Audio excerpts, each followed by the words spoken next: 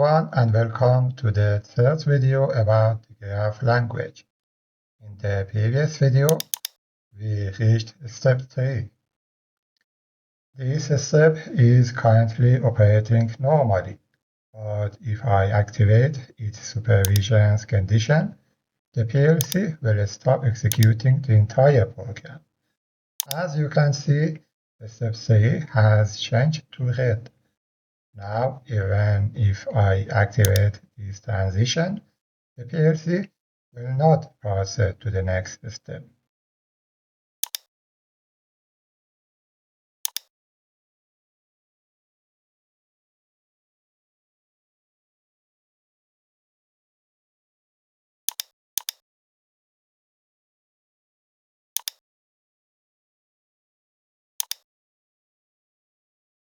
To move to the next step, I first need to disable the supervision condition and then acknowledge this fault.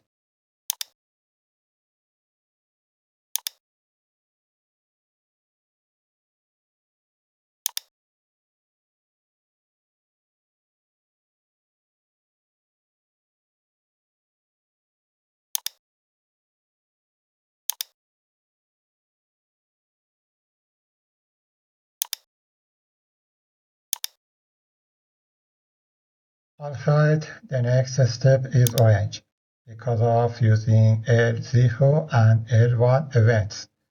These events depend on the condition network inside the step.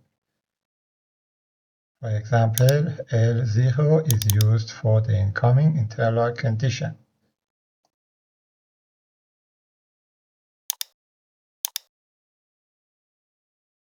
Now let's activate the interlock condition.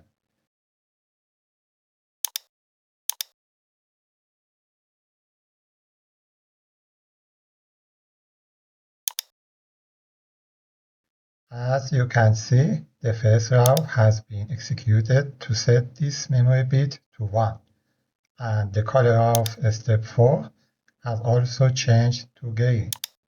Now let's disable the interlock condition. Because of using L1 with this action, this memory bit has been reset to false. While S1 and S0 are used for incoming and outgoing a step.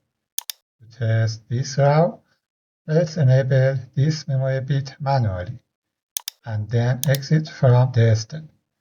You will see that this memory bit will be reset to false.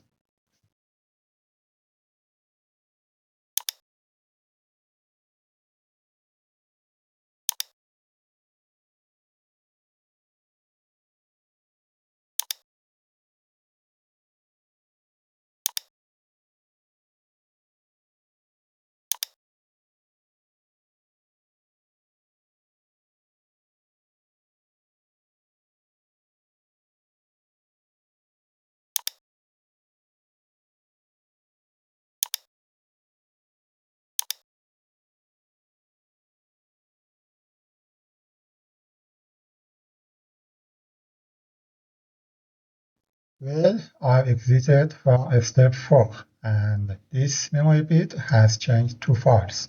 Now step 2 is executed.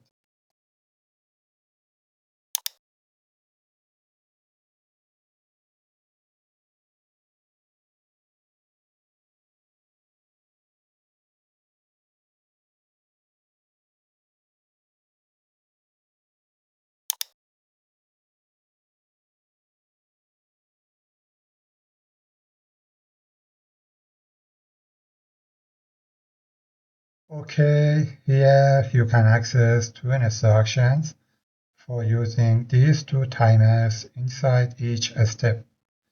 Don't forget that the help window is the best reference for learning each instruction.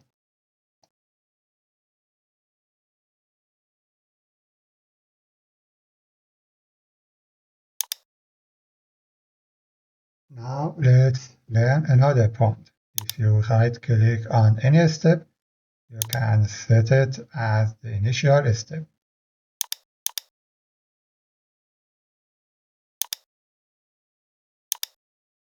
Alright, I've tried to talk about important sections and points related to the graph language. I hope you can now use the help window to explore other aspects of this language. Thanks for watching this video.